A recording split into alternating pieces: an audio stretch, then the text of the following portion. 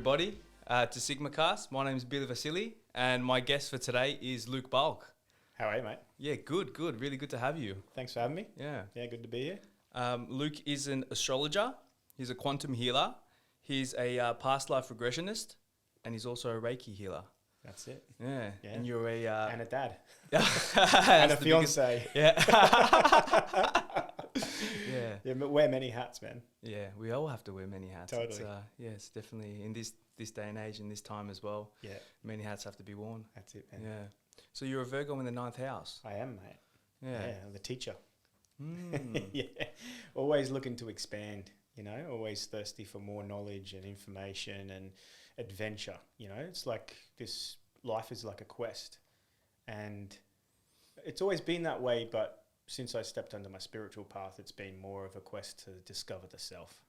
Whereas the questing before was just adventure, fun, let's explore life. And even in the work that I was doing and, prior to all this stuff, and even in aspects of my life, there was always this sort of like curiosity and just this thirst for, wanting to know more about things. I can remember actually when I was really young, I'm one of 5 kids, and growing up I was the why kid. So if there was a question, the answer was given. Why? I was like, yeah, but why? Drive my mum and dad crazy. I bet it would have. Yeah, but I still have that thirst for like, yeah, why is that? And that why question was so pivotal in my own personal spiritual journey when I sort of got to a certain point, and it was like, okay, why am I not happy? Right? Because I was living that whole tick box life of, married, kids, business, house, cars, holidays. Where's my happiness? Yeah. Why am I not happy? Yeah, it's just like ticking off all these materialistic egoic possessions, and you're just like, hang on a second. Yeah. You got to do like a system check within yourself and be like, what the fuck is going on here? Why aren't I happy? Yeah. Because some people think that like, oh, I'm going to achieve this and this and this and this, and then I'm going to be happy. But you actually realize that after you achieve whatever you want to achieve, you're not happy. Why? Because you weren't present. It's a freaking journey, man. Absolutely. And that's it. It's happiness with, being conditioned to think that it's in something, that we find it in something. Exactly. Once you've got that, that's where the happiness is.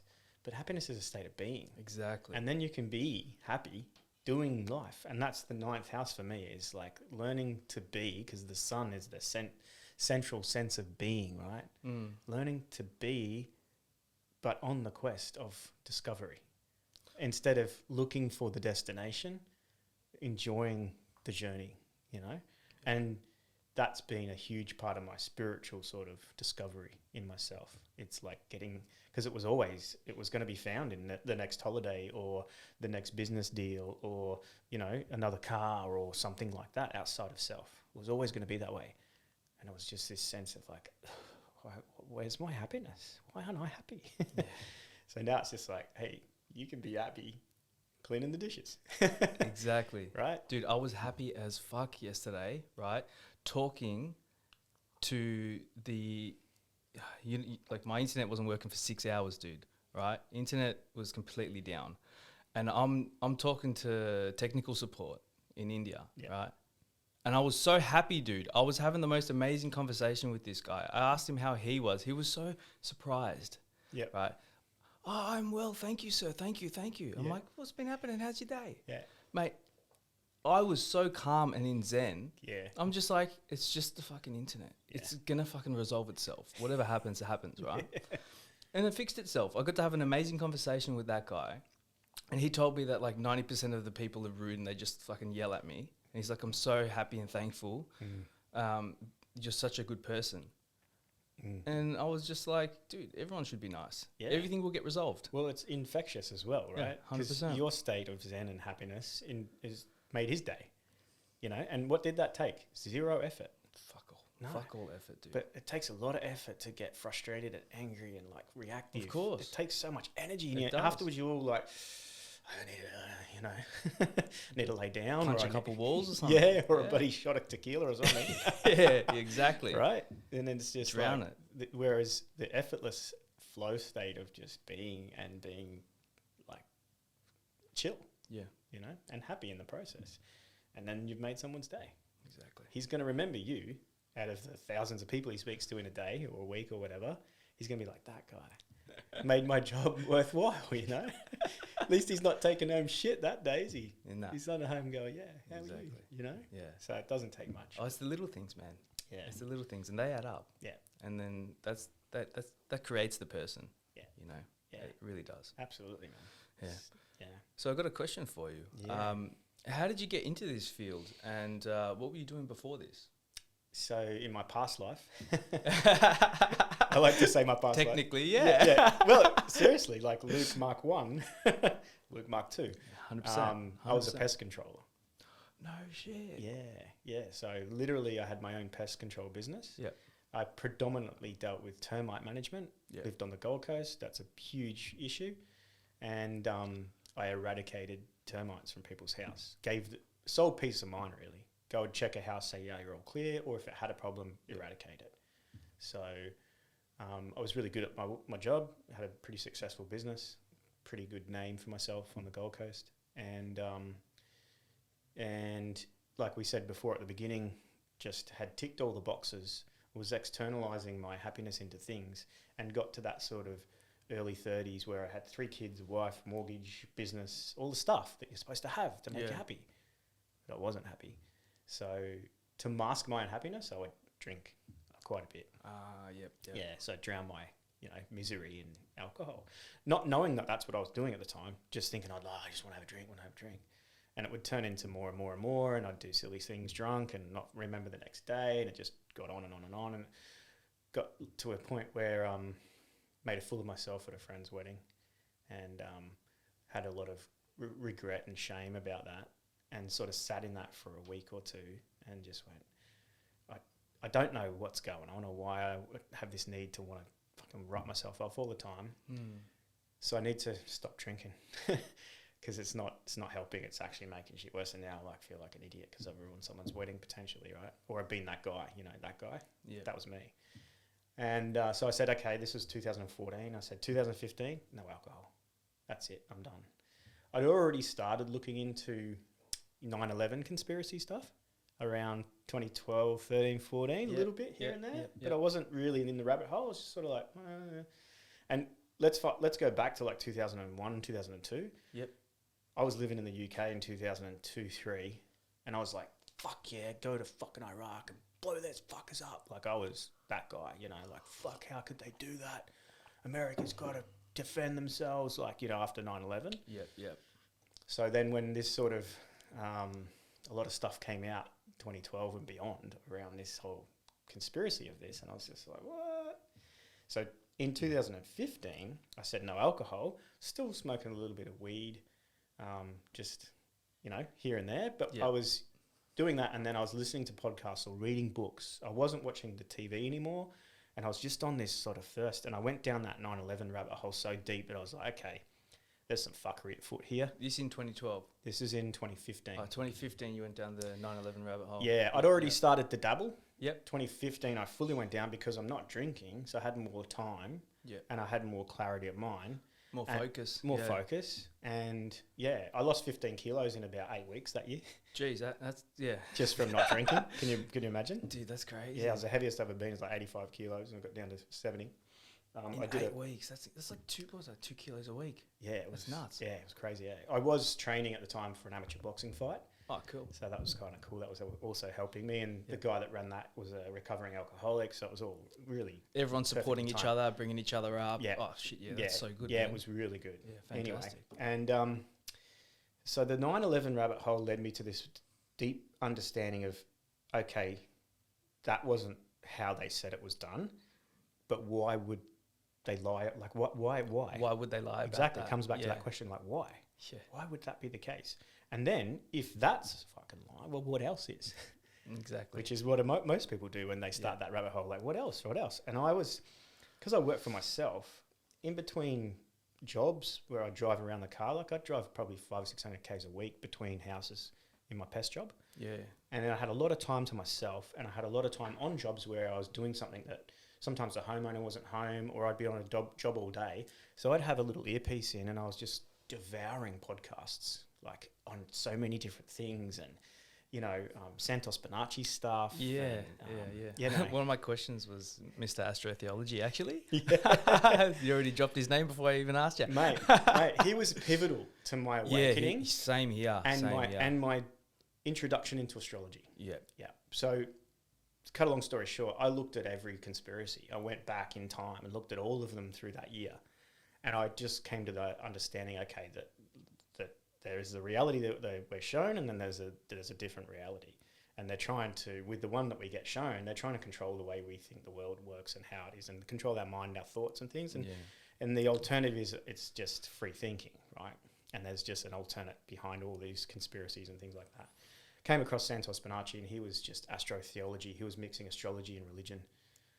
And I was It's not... the best I've ever seen anyone do it. Back then too, it was just... YouTube was a great platform. Oh, it was. It was not censored one bit. And there was so much good information. And I remember thinking to myself, and I wasn't raised religious, but I had a belief in, okay, there's something going on beyond just this meat suit. 100%. And just the way he broke down astrology and tied it into the mythology that underpins religion was just like, okay, there's something to astrology. Yep, and he does it so effortless as well. It's really beautiful to see him in his, when he's in that state. Yeah, when he's in that flow state, he's just pumping it out. The sine wave and all of that stuff, and he ties it into the zodiac. And I was just like, I was literally like hours a day of his stuff. Yeah. Every time there was a new video, I'd go back at his back catalogue. I'd just consume it. I'd rewatch things, just absorbing all of that. And that was around the time that really Flat Earth broke. Like, it really broke. What was that time? 2014, 15. 2014, 15. Yeah. Yep. So at that time, Yep. I'm doing all this conspiracy stuff. I'm starting to expose myself to astrology, thanks to Santos, and then started to look at other astrologers and things like that. And Flat Earth came, and I'm like, no thanks. Just pushed it away. Push it to the side. Pushed it away. Yeah. And then when you're in that sort of reality, you're on a lot of comment sections on posts and videos and things. Yeah. And it kept coming in there, people posting links to these Flat Earth things. And then someone that I'd had a somewhat connection with through comment sections on lots of different videos, I'd see the same person always pop it up. He actually direct messaged me and goes, dude, you got to look at this. So I went, okay, it's time to look at the Flat Earth. And at first I was like, very skeptical, because that's, how could they do that? Like, surely, no. And then just, again, that was the next thing that was like, okay, I need to look at more of this then. And I was just absorbing it all. Yep. And I was then going in, and during my day, when I was out on this flat plane of reality that we live, I was testing some of the theories that were put forth and looking at them, had binoculars and doing all sorts of things. And I was asking questions. And I've taken telescopes to the beach. My mate's got a P900 Nikon. He zoomed it out all the way. I don't know. I'm still like on the border. I'm 50-50. I'm open to both, right? And I'm interested. I'm flat Earth curious. I've done heaps of research into it. Probably know just as much as anybody else. Watched heaps of documentaries on it. But I like to stay in the middle. That way, Well, I like to look at the pendulum swing, and I was that way for most half of my life. Or the first section of my life, in that reality. And then I swung the other way big time. And with the globe, I was that way. And then I swung to Flat Earth a lot, and I went really like off the end. And I was like, I got to tell everyone. I literally got to tell everyone the Earth's flat. Some of my best mates that are so smart, like my best mate, he's been at uni for 10 years. He's got his masters. He did his masters in sustainability, international business. Like, he is very smart. And he's like, dude, the Earth is flat. 100%. He's like, there's I need to tell everybody. Like, and he showed me so many documentaries, and they're very convincing. And it's crazy. I've come back to the center now, and there's no way I think it's a globe. I just rule that out. Is it something other than flat? I'm open to that. But at the moment, I'm like, it's flat plane. A lady I also look at, and she's a another unique type of astrologer, like Santos, has his own style, and her name's Levette, and she puts out a lot of videos. She's now gone and moved on to the Brighteon platform, I think it is. Brighteon. Yeah. Interesting. Not on YouTube anymore. Cool. But anyway, less censorship. Probably. She says it's flat, it's a globe, and it's hollow. And she said it's an eyeball, right? The Earth's an eyeball, and we live in the central plane of material existence on the flat plane within a sphere, not on top of it. Like a dome. Exactly. Okay. Yeah, and that is like also hollow as well. So she's like, you flat earthers are all black, and she's like, it's a sphere and it's flat and it's hollow. She's like, it's all of them, but who gives a fuck at the end of the day? Like, get over it, sort of thing. So I'm open to that perspective also. Coming back to my personal point of view, though, what Flat Earth did for me was, instead of this expansive, infinite space of just nothingness, and we're a speck on this tiny speck of billion, trillion specks, and there's just no significance to this at all, which is what the globe model does in the minds of a lot of people. Correct. It just makes, well, what's the point? Yeah. We might as well do whatever the fuck we want, right? Do what they will. This flat Earth model brought everything into the center of the universe. Yeah. Yeah. Like, we, on this plane here, like, this shit is directly above us. Yeah. So that really enhanced astrology for me. So with Santos and a few other people, and then the flat Earth, it was just like this hand of God came down and put it like that onto my head and awoken me. And I went, okay, I get it. So then I just set about becoming and learning as much about astrology and the occult and esoteric sciences and all those types of things, because I'm like, this is what I want to do. Yep. Where I position myself is, I've lived that reality and now I'm over here. And what I like to do is, I like to catch the people that are coming from that reality into this one and say, yeah, you're not crazy. Yeah. Here, read this, look at this. Yeah, let's do your chart. Here, I'll give you some guidance. I feel you on that, man. Yep. For so long, like, I thought I was crazy because I would look into, before Julian Assange got dicked, he had WikiLeaks, right? Yeah. I saw all that shit when he released it. Yeah. I was like 12 years old. I was good at computers. Yeah.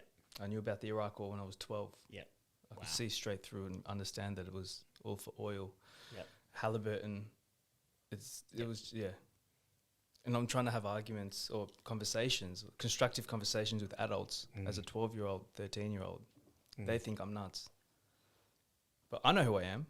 Yeah, that's difficult. That's very difficult. Especially with family and friends. Like, I had a major sort of rift in my family with all of this stuff and this transition from that reality into this, which has resolved itself now. But at the time, it was really difficult. It was a trigger for my own personal dark night of the soul, where I sort of look at a dark night of the soul is a reality that you were living completely collapses. And the new hasn't emerged yet. So you're in this zone or this void of just, dark what zone. The fuck is this? Yeah. I don't know who I am anymore. I don't know. I can't do that life anymore, but I don't have another life either. Yeah. You're in this dead zone. Transition of despair and lost. Everything gets just stripped away until you're just like, fuck, And that, for me, that dark night of the soul was very pivotal. And at that low point, I was on antidepressants. I was seeing psychologists. I was suicidal, like literally had the whole process planned. And I managed to get myself through that period of time and haven't really ever descended into that anymore or ever again. But I understand that process. Yeah, same. I've gone it's just like completely despair. Just what's the point? Strips you bare. I might as well just go, and that's it. That's it. Yeah. So then you realise that we have a higher purpose here. There's a reason. Yeah. I think you're here to awaken people and, call people to their higher purpose and let them tap into that source consciousness, which I see you doing, Well, my mate Anth had a video call with you and he talks so highly of you. Wow. He thinks you're an absolute legend. Nice. And you're doing wonderful work all your lives that you're constantly dropping these lives and doing them, I love tuning into them. Yeah. And you're a wordsmith, so you just keep doing you because it's fucking working, dude. Yeah, it's working. Well, that really has been since my awakening, and it is an awakening of such. And it's not just an awakening and that's it. It's a continual process of awakening. 100%. And I'm still awakening. Even like I have I've reignited my meditation practice in the morning. I had a really deep one Peaks this and morning. troughs. And just awakening to just new levels of reality and self and being and that. 100%. And it really has been such an embodiment for me of like, that's actually why I came this time here, is to do this. Yeah. Because last time I had the knowledge, but I fucked it away and drunk it, Was it past life? Yeah. Yeah. Didn't utilize it. Yeah. So now it's called into like, you got to master this shit. 100%. You got to like ninth house. You got a voice. You got to use it. You got to speak up. Yeah. Yeah. So You're doing it. yeah, You're doing it. The second question I have for you is, why do a majority of men, mainly straight men, reject astrology with such passion? Yeah. Is it an ego thing? I think there's lots of different aspects to this question. I think predominantly, I think that the renaissance of astrology has definitely been a feminine sort of Divine renaissance. feminine energy. Yeah, and it has a lot of feminine woo-woo attached to it. Yeah. And a masculine man is like, oh, look at that stuff, So what if the fucking new moon in Cancer, whatever, you know what I mean? Yeah. It's sort of very Mercury's easy in retrograde or... Yeah, it hasn't been, hasn't been presented in a way for the sort of manly man to go, oh yeah, that's something different. When you've got a spiritually awakened or awakening person and they're a man and they're in touch with their divine feminine and masculine, they're very open like your friend, right? But for the masculine that's not yet awakened, it's sort of a bit like almost there's a deterrent there. It's like, they just push it away. Yeah, They don't want to... but those types of men also push a lot of their emotional energy away. Correct. They're not open to actually experiencing it. They'd rather just... Yeah. So if I look at my, somewhat modest Instagram account, I think 85% are women. Yep. And if I look at the work that I do, about 85% I read for women. There are men, but not as many as I'd like. But then I hope to help break that stereotype because I'm a bald-headed, tattooed astrologer that doesn't mind a beer and can 100%. drop a 100%. fuck bomb. And do you know what I mean? Fucking So oath. Exactly. I hope, I don't want to go into that man world, into that reality and sort of go, wake up guys. But when they are ready, then I'm like, hey dude, I'm over here. Gotcha, man. I Let's can do give a you a chat. hand if you need, kind of thing. Because whether, at whatever point they get onto their path, they're going to go through the same process as we all do, is like questioning, what the fuck, what am I doing? Exactly. Who am I? Yeah. Who am I? And astrology is a tool that can help us understand that question. Fucking oath it is. So Yeah, 100%. to answer your question, I feel like it's just it's the way in which it's being presented is not very enticing to that type of burly type masculine man, blokey bloke. You know what I mean? Yeah. But again, I'm working on that to sort of. I feel like it is changing a bit though. Yeah. I feel like with the rise in, self-awareness and consciousness in men, because I feel like there's been a bit of a war on the divine masculine, to be honest. Yeah. A lot more men are waking up, and when they're waking up, they're using spiritual tools, and I definitely consider astrology as a very powerful spiritual tool for good introspection to one's self and one's journey. 100%. Yeah. Yeah. There are a lot of tools, and astrology is definitely a profound tool of self-discovery. Yeah. It's only been around for what, 10,000, 20,000, 80,000 years? How long has the sky been there? Fucking billions of years. Do you know what I mean? And that's the other thing is like, millions of years ago, same sky. Exactly. Right? So it sort of throws out the whole constantly expanding, evolving universe theory of all these different so-called speeds that we're orbiting and spinning and, going through the galaxy. But yet that's the same sky. Yeah. And our ancestors thousands and thousands and thousands of years ago looked at the same sky. They did. So it's just like, okay, we got to start looking up. Yeah. Instead of looking down. Everyone loves looking down. Yeah. It's crazy. And you said before about the divine masculine is heavily under attack. So is the divine feminine. Of course. Those definitely, definite aspects definitely. of those divine nature of man and woman, or those genders of masculine and feminine, they're both under heavy attack. Heavy attack. Yeah. There's a massive spiritual war going on at the moment, I reckon. Yeah. Just a follow-up question to the men's one. How can we help men understand and relate to astrology and spirituality? How could we assist in that? Just say if a blokey bloke was just like, oh yeah, fucking this astrology shit, you know, what's it about? Yeah. How would we be able to? How would you be able to kind of get them into it? You know, just give them a bit of a taster, get their feet wet. I wouldn't use astrology to get them into it. I'd use their life to get them into it. I'd go, where are you not happy? Where's life not going well for you? What are you challenged with? What are you afraid of? Where do you struggle? What's blocking you? Where do you feel limited and restricted? And then start to open that question with that. And you just go, yeah, actually, you know, what, my relationship's not really going that well, and she doesn't listen to me, or blah, blah, blah. And then just start to then massage in, yeah, when were you born? Oh yeah, what's the date's that? So you'd be a Cancer. Yeah, right. Okay, cool. That makes sort of sense then. Emotional. Yeah, right. But also crab-like. So when it feels, you know, vulnerable or insecure, what do? Harden up and pull back and get like that. So that's how I would do it. Yeah, you got to ease them in. I just talk about their life, which is what a 100%. lot of people don't understand with astrology. Is they think, oh, you're going to tell me about the star signs or whatever. No, I'm going to talk about your life, mate. I'm going to talk about what's going on and how can you improve yourself and your life and get more happiness and fulfillment. Exactly. From every aspect of your life. Well, your chart helps me do that for you in a way that you understand.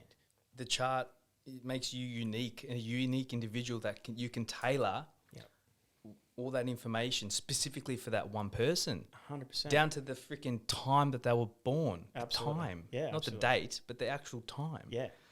And exactly. And that there's a beautiful sort of way to encapsulate this idea of we're all cut from the same cloth, but we're woven in different ways. You know what I mean? So it's like, yes, we all have a Virgo aspect of our chart. We all have a Leo and all of these different aspects. We have a Mars and we have a Venus and all those things. But the placement of those is very specific and unique to each individual soul that's born into this physical realm. Yeah. Based on the date, time and location. It's very precise. So it's you in energetic blueprint. So the bridging point is to, instead of saying, hey, you've got to come to astrology, because guys are like, oh, I don't need that. Yeah, but hey, mate, do you want to improve your career? Do you want to look at how to get more fulfillment out of your relationship or be a better father? Well, I can help you understand where there's challenges and blockages, and maybe they're linked to some past life stuff or a soul, memory of patterns of behavior or dysfunctional sort of thought, emotional patterns. And your chart reflects that. Yeah. And it helps me understand. And I can shine the light on the things that you're not seeing. So you get, okay, I get it. Yeah. So it's a fantastic tool in that respect. So that's how I would bridge that gap. Yeah. Is I wouldn't talk about astrology. I'd talk about their life. Exactly. Yeah. That's a good answer, man. Yeah. Next question is, what is astrotheology? Well, my sort of perspective on this is just basically based on Santos Bonacci's perspective, because I haven't really studied this because I'm not a religious scholar. But theology is, study of religion, right? And astro is study of the stars. Yeah. So astrotheology is combining those two different things. In some spiritual sort of lineages, the Bible is a book that can only be unlocked once you know the occult symbolism of astrology. So if you haven't got the understanding of astrology, you can't understand what they're trying to convey and reference. Exactly. Yeah. You got all these sort of people that are religious sort of zealots that are very dogmatic in their view and their interpretation of the Bible, but in a lot of the esoteric spiritual sort of pathways, you can't understand that Bible unless you've got the key to unlock it, and the key is astrology. So Santos is a person that does that. And so is this Levette lady, because she's really has a deep understanding of astrology and occult symbolism. And then she will read passages of the Bible and then break it down for you based on the astrology or the occult symbolism. And she's like, if you're reading it like this, you're misled. It means this. And that's what astrotheology is, the combining of those two things. Yeah. I'm a student of that, and a very early student of that. And I wouldn't say I utilize that, but I do understand it when people like Santos and this Levette lady, when they express it and talk about it, I get it. Yeah, it resonates deeply within my soul. Exactly. It really does when I hear them speak. 100%. Yeah. And that's the thing is when it resonates that's truth. Fucking oath. Fucking oath. That's When you truth. feel your whole body tingling, Yeah. right? Yeah. You know that's up. Yeah. And that's the thing too, that you sort of, a lot of people that haven't yet awoken to that level of deep understanding and self-awareness, or you don't know because you aren't this, or you aren't that, all right, or you haven't gone to university. Trust the science, dude. But yet I can literally watch the TV and I can go, they're lying. Same. And I It's don't. a comedy. It's a comedy. Yeah, That's what but it is. even individuals on there, I can go, that person is not being truthful. Why? Because it resonates. There's this discordant energy, and I'm like, yeah, they're full of shit. They don't mean what they're saying. No. You know, They're so just reading a script. when Santos and Levette speak, man, it vibes. It comes from the soul. Yeah. It comes from the heart. And even sometimes with the concepts that they're talking about, I don't grasp intellectually, but it hits deeply. You know, so Yeah. and I feel like astrotheology is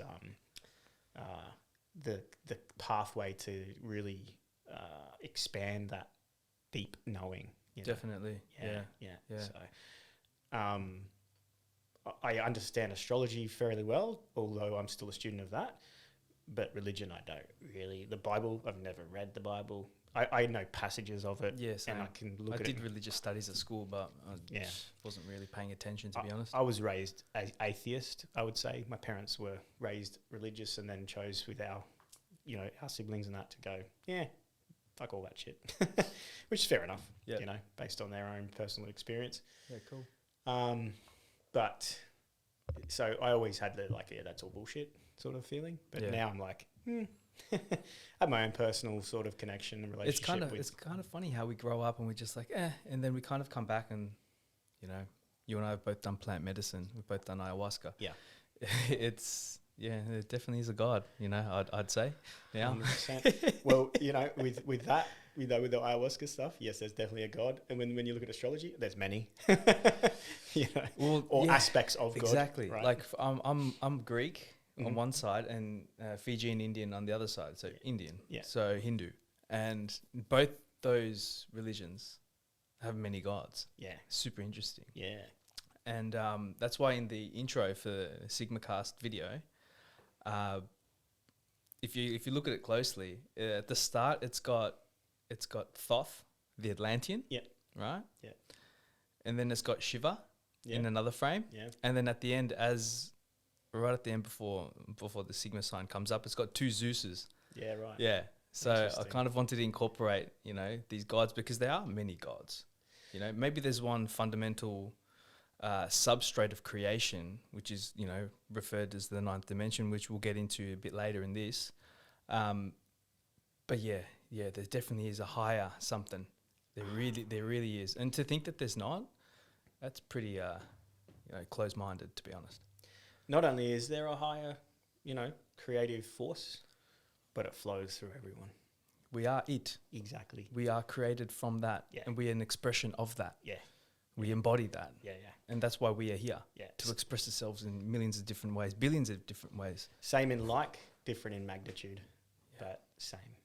You know what I mean? Yeah. 100%. When did you experience your first spiritual awakening? Yeah, I can remember this was during my year off alcohol in Yep. 2015, which I did another one in 2019 as well. So I have a somewhat not a great relationship with alcohol, but Yeah, it's like me and weed. but it is what it is. Yeah. I used to really beat myself up about it. Now I just I'm imperfectly perfect. So do you know what I mean? Fucking oath. But in that year, I had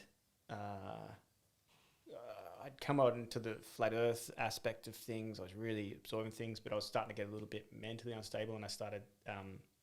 A good friend and a mentor suggested Reiki. Oh yeah. And I went to a beautiful Reiki lady on the Gold Coast, and she did one session, and nothing really happened. And I was like, that was nice, just laying there and chilled out for a while. It was really good. She's like, come back in a week and we'll do another one. So I did. Yep. And that night I went home and I had this awakening of deep revelation and realization of I get it. I get reality in the sense of spiritual, physical type. We're in a relationship, you know, what we're doing here. It just was like this complete, you know, knowing. Everything was clear. Everything was clear. And it was this peace that was just like, cool. Yeah, I get it. Yeah. So It's amazing. I still refer myself back to that when I'm off the path. It helps center you, bring you back. And just a reminder, Yep. you know, and that's why I've recently reignited my meditation practice, because in that you can just sit back into that presence of that knowing. Yeah. And that's just a really comforting place when you're dealing with a somewhat chaotic life. Of course. Of course. It's a good save point. Yeah. Checkpoint kind of. It is, man. Yeah. Yeah. So, yeah. But, yeah, that was my first, you know, moment. Yeah. And it was after a second Reiki session, after I'd never done it. That Reiki session inspired me to go and learn Reiki from this particular person, which Amazing. I ended up doing. Yeah, So, yeah. yeah. That's cool as. Yeah. My first awakening was when I did DMT for the first time when I was like 22. Wow. 22, 23. Yeah. Spring chicken. Yeah. I just ripped 2 cones of Changa and then just fucking went to hyperspace. Wow. Yeah.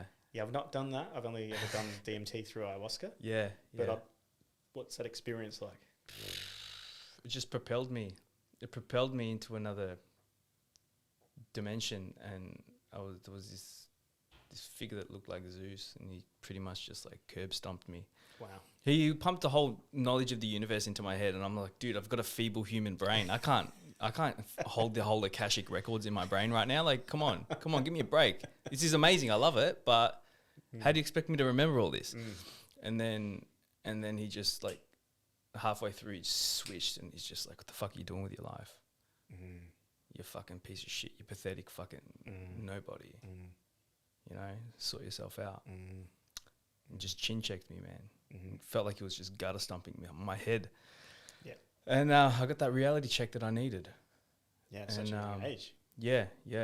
And then I've just been on a spiritual path ever since. Amazing. Yeah. I'm not like a crazy hippie or anything like that, but, you know, sometimes I am. Absolutely. It's just all part of the journey, really. Absolutely. Yeah. Yeah. Going to Woolies is you can be on the path and go to Woolies and fuck no. and you know, interact in reality, and you can still have a spiritual experience whilst doing that. Exactly. And so it's like, you know, new age sort of spirituality is like you've got to be, you know, doing all this lovely stuff and everything's wonderful, love and nice. and light. It's like, hang on a second, what about all the fucking just like living? Yeah, exactly. We've got to do that too. Yeah. So, you know, it's like deep. Yeah. The next question I had for you is, how far down the rabbit hole have you gone? But I think you know, we've touched on it a bit. Yeah. So 9/11 was an inside job. We never landed on the moon. Atomic bombs fake. The whole Hitler Jew thing, don't get me started. Yep. Another conspiracy. The Earth is not a globe. Biden is not the president of the US. Russia is not the bad man. Where else do you want to go? The you know, fractional reserve lending and fractional reserve banking and fiat currency. I understand every topic that you've brought up. Yeah, in full. Okay, so like it's all bullshit. We're all worried about, you know, this recent ruling of the Roe and Wade thing. Holy fuck, man! Don't get me started on how fucked up and controlled that matrix system is. And we're yelling at a part of it, going, "Oh, you can't do that." Like, free yourself from all of that shit. Yeah, legit. I follow a guy online. His name's Q Reeves. He's a regressionist from the US. He's a phenomenal. You hear the kids in the background. They're having fun. Yeah, they're boys, right? Yeah, 100%. Phenomenal, you know, regression subconscious specialist, and his symbolism's right. And he's like, I'm free and sovereign because I choose to be. End of story. That's it, mate. End of That's story. it. Yeah. So excuse me if you can hear in the recording kids in the background having a bit of a blue. That's my 3 children that are just beyond that door. Lucky the door's closed. Yeah. We can still kind of hear them. I can do all the parenting I can beforehand and be like, you know, all of the reward and the consequences, but yet it still happens. So anyway. Oh, they're good kids. Yeah. But can't remember my train of thought now, but it was basically Oh, that guy. Q Reeves, Yeah, and being Q Reeves. sovereign and choosing to. Correct. And it's like, I've looked at enough conspiracy to know I don't need to look at any of that shit coming through any of it, and don't have to buy into any of it at all, ever. That's it. Nothing about it. And then you pick and discern what information you want to come in that aligns with your being and doesn't bring you into a fear, negative, like cortisol state. Yeah. Because what I reckon is that there's a pandemic of fear happening the last 2 years. That's what it is. It's a pandemic of fear. 100%. Cortisol. Yeah. Essentially. I don't know if you've ever come across Dr. Espen. I've heard his name, yeah. Yeah, so we recently did a one-day event with him on the Gold Coast, and he's, I'd like to think of him as a little protege of Dr. Dispenza, Joe Dispenza. Yeah, he's a sicker. Yeah. So he raised a good point. He used the Hawkins scale of consciousness, which has all the frequencies and hertz of emotions. Oh, wow. And, you know, like the Earth should be at 528 hertz, really. Yep. That's the heart chakra. Yep. That's where so we should be, our frequency on Earth should be that. It's around 200 consistently, right? COVID. Yep. COVID for the last 2 years, it was about 80 to 100 collectively. Jesus. Right. So we're down in fear. We're down in, like, you know, anxiety, despair, grief, right? We're down in those energies. Yeah, all the base chakras are kind of like, yeah. There's no higher chakras happening. But did you notice that, like, before the Schmovid scamdemic, everything was gone really well. Like, people were traveling around the world. Everyone was loving life. Like 2017, 2018, 2019. Yeah. That everyone was waking up really fast, dude. Yeah. People were just like waking up. I remember Deb telling me, she's like, oh, we're going to break the consciousness like 13.5%, or, you know, we're going to get to about 20% like global people awake. Everything's looking fantastic. And then out of nowhere, this thing happens. Yeah. Yeah. But then, see, I look at that, and yes, there's an awakening since 2001, and it's just exponentially. In 2012, it just really kicked off. Yeah. Right? And I was in that sort of wave of people. But I also look at 2020 as a huge catalyst for awakening. Oh, 100%. So that too. Because if you can see it, you see it, and then you'll never unsee it. Yeah. If we think astrologically about 2020, we got the conjunction of Pluto and Saturn coming together. Yep. And Pluto manifestations happen in polarization energy. So it polarizes into two extremes. Yep. And then we'll collapse these extremes to find the oneness. And if you look at 2020, there's two extremes. You got the people that are questioning everything, they're waking up, and they're just like, you know, what the hell, and stepping onto their spiritual path. And then you got people that are like, no, you have to get triple boosted, and like the government would never do that, right? And it's this extreme polarization that's happened, you know. So legit. As much as we've had such a huge awakening, there's still people that are just being drawn down. And what draws you down, if you look at that scale of consciousness, it's fear. Yes. It's, you know, grief. Exactly. You know, worry, anxiety. And attachment to those base level chakras. And if we look at the matrix system, that's what it sells. It sells those energies. It keeps, because that keeps people controlled. Of course, even the fractional reserve lending system helps in you know, reinforcing that too. Like, look what's going on now. Interest rates are going up. Absolutely. It's know? another control system. Of course. Everything's a control system. The government, we break the word down, to govern is to restrict, right? Or to control. To govern something, you put a governor on your car, on your carby, you know, put a governor on it. Put a governor on the yeah, all right, governor. Put a governor on a motorbike. What do? You control the throttle, right? So you're controlling, and then the mental, the mind, you control the mind. That's what the government's designed to do. Just control the mind. So it's all mind control, right? Legit. So free yourself from that, and you can be in that, but not of it. Sovereign. Yeah. Why? Because I choose to fucking be. Fucking oath. I have to buy any of that shit. That was a great analogy, dude. I love that. Thanks, man. Yeah. The next question was, do you believe there is a spiritual war currently taking place in higher dimensions that we cannot see? So I have a friend who's a / mentor and a healer, and he works. So I look at myself as working on just coming from material existence into awakened existence, from non-spiritual to spiritual. That's where I work, in that gap. Yeah. He works in the other end, where people are going from high spiritual into like beyond. So he's working on the high realms a lot. Yeah. And he said that war's already won. That war's over. And the light has won. It's done. And what's happened is it's trapped down here on this physical plane, all the darkness. And they can't now leave or ascend or get out. They're stuck. So chaos is stuck here. So what's happening is, this is a perspective. Again, don't believe this is gospel. This is just a perspective. But if we look at what's happening is all of that dark shit is being brought out into the light to be purged out. Oh, my belly just, did you hear that? Yeah, legit. That was my belly just the purging's purged, occurring, mate. The purging's happening. Like it went this way, not that way. But anyway, and that's what we're looking. When you look out into reality, right, you're seeing the worst of the shit coming to the surface. Like, legit. What the fuck? Yeah. But it makes sense because that's what's happening. It's being brought out. It's being purged out, right? I look at the consciousness of Earth, if we look at frequencies and hertz, as just long overdue for a leap in, vibration, right? If we're constantly around the 200, 220 hertz and we should be at 528, we got a long way to go. Yeah.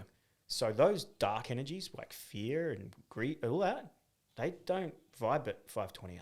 Nah, they get latest, right? Yeah, they're gone. So they're being brought out to be purged. Yeah. It's the great purge, and right? do we as a collective have to purge it? Is it like our responsibility kind of thing? All we need to do is individually do our self-work. And if everyone does that, then it'll get done, right? Well, if everyone looks after everyone themselves. that needs to do it will do it, and everyone that can't or won't or is ignorant or avoidant of it,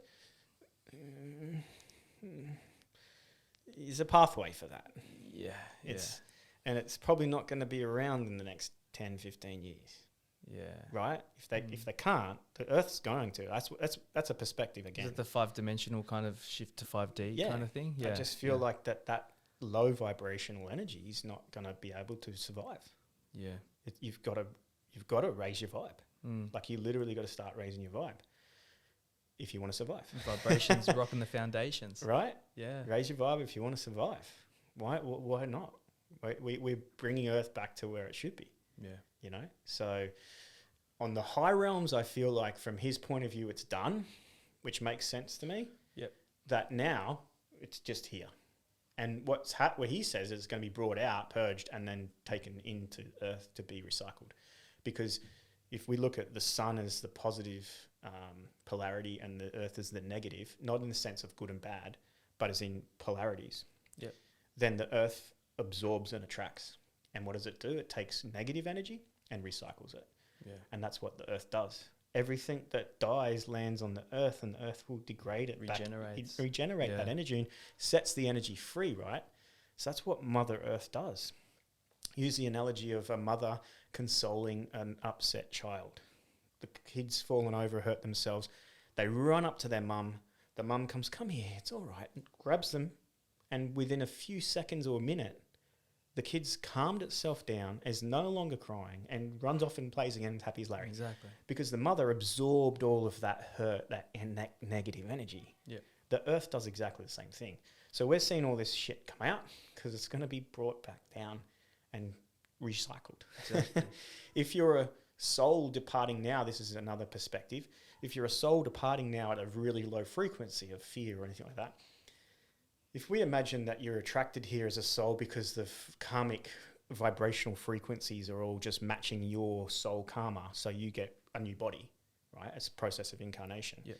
If you're departing now of a very low vibrational fear, if the Earth raises its vibe back to 528 or close to that, you have to, as a soul, you're going to have to wait until the Earth's back at that low vibration to be able to reincarnate. Yeah. That might not be for millions, if not billions of years. Especially if we're going from what is regarded as the confluence age, right? At the end of the Iron Age.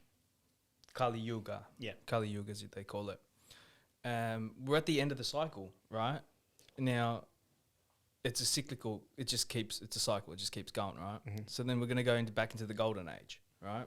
Mm-hmm. When we go to the Golden Age, we're going to go back to 528 hertz. Mm-hmm. There's probably going to be a lot less people on the Earth. Mm-hmm. And the Indians reckon that this has happened, it's written in Sanskrit, like this has happened for millennia. Mm-hmm. You know, probably more than 200,000 years, like they, or the anthropologists say, or whatever. Mm-hmm. Like, Yep. It's just a cycle. Absolutely. And maybe we learn something new every time. Maybe the difference in this cycle was silicon chip-based technology. Maybe last time it was a different frequency. They could move shit with their minds. Maybe that's how they freaking built the pyramids. Who knows? It definitely wasn't built 3,000 years ago. No. Rabbit hole.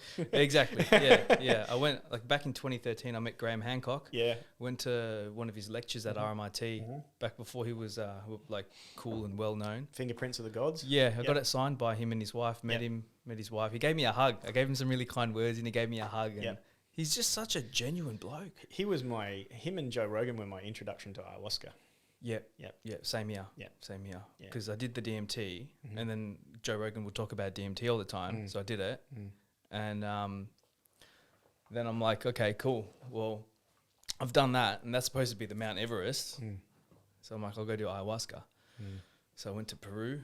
Well, I've done it about 6-7 times now. Yeah, but ended up going to Peru, and strong as, man. I can imagine. But the next question I had for you is what experiences have you had with psychedelics and plant medicine?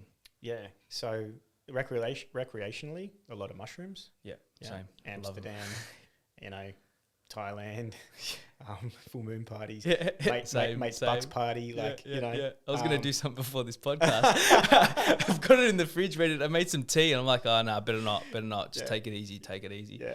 So recreational, a lot of mushrooms, and great experiences. Some where our set and setting was wrong. Should not have done mushrooms, and it happens. Man. Yep. But I've also done mushrooms spiritually as well, with the greater intent. Yeah. And then I've done, I don't know how many now, maybe half a dozen journeys with ayahuasca, and some Cambo as well. And I haven't done that yet. Yeah, right. Yeah, what's Cambo like? Good. It's very like warrior energy. Yeah, it really connects you to like just this fierce, clear, conscious empowerment. You know, you really feel like so. Recreationally, I lived in London for 3 years. So, Mum, Dad, if you're listening, there's a lot of drugs in that age when I was young and in London. so when you do a line of coke, you get that sort of like real clarity in that. It's similar to that, but not drugged up. Not as cokey. Exactly. It's just this fierce like, and the process though, it's like fucking intense. And I was very apprehensive about doing it because of the stories that people tell you. But I was actually quite pleased with how I handled it. Is Cambo the toad? No, it's the frog. Oh, the frog. That's right. It's the frog. Yeah, it's the frog. Yeah. So again, these are somewhat quasi amphibian. Oh no. Was it? Yeah, amphibians. But and ayahuasca. Probably my best journey on ayahuasca was a connection to the energy and frequency of love, and that was an intent that I had. Yeah, and beautiful. It was just okay. And because I was like, what is it? Show me it. Can I have it? Where do I find it? What does it look like? How does it feel? All of that. Like I had this intent. Yeah. And as soon as I started journeying, higher self, plant, ayahuasca, whoever we want to call the voice, is stop looking for it. Stop trying to define it. It's not out there. It's not something you get. It's something you are. Let go. Surrender. Be it. So I'd have this sort of surrendering and just letting go. And then I'd have this wave of euphoria come over me. And I was like, oh, and it's like, see? So I just fully surrendered in a jet, and just everything instantaneously just went bang into love. The music, the architecture, the people, everything. I was looking at the field of energy that connects every living thing. And it's this vibrant, fluorescent web. And I was doing this, and it was waving, and then I could see it just ripple like that and move around the person that was over there. And it was just, I was like an hour of bliss state love. Oh, wow. And what I took from that was, man, love isn't something you need or find, or it's something you are. Yeah. We got to be it. 100%. You have to embody it. Yeah. It's not like you have to search everywhere and unlock this achievement. Yeah. Or it's, once I found my love, I found the one, right? It's like, you are the one. Exactly. Love yourself, and then you'll find the other person. 100%. And that profound embodiment of that was during a journey. Yeah. And a lot of things changed for me during, after, and subsequent to that. And I'm just reminded that beautiful. I have to always, again, step back into being it. Yeah, You know? 100%, dude. Because you 100%. think you have these experiences and like, that's it. I'm done. I'm good. But then it's life. It's a journey. It's a path. Oh, yeah, right? there's peaks and troughs. Absolutely. You know, sometimes you got wins, sometimes you got heavy losses, but Yeah. it's all about the mindset. Yeah. Heart You set. can be a heart set. You can be completely in love and in gratitude, you know, and maybe some really tragic thing has happened. But Yeah. if you can do that, then you can conquer anything, dude. I can handle grief and death and dying a lot better than I used to be able to. In that reality that I used to live, Yeah. I had an extreme fear of death. Ayahuasca helps a lot with that. Yeah. Yeah, I do not fear death at all. Yeah. Phenomenal stuff. Yeah, man. Mm, Yeah. mm. Well, thank you for coming on. Mate, thanks for having me. It's been a pleasure. Yeah. Yeah. We'll have to do it again. Yeah, we'll do another one soon. Yeah, and man. you just let me know when you're down in Melbourne For sure. and we'll tear it up. Really appreciate your Yeah. time. And yeah, thanks again. man. Beautiful.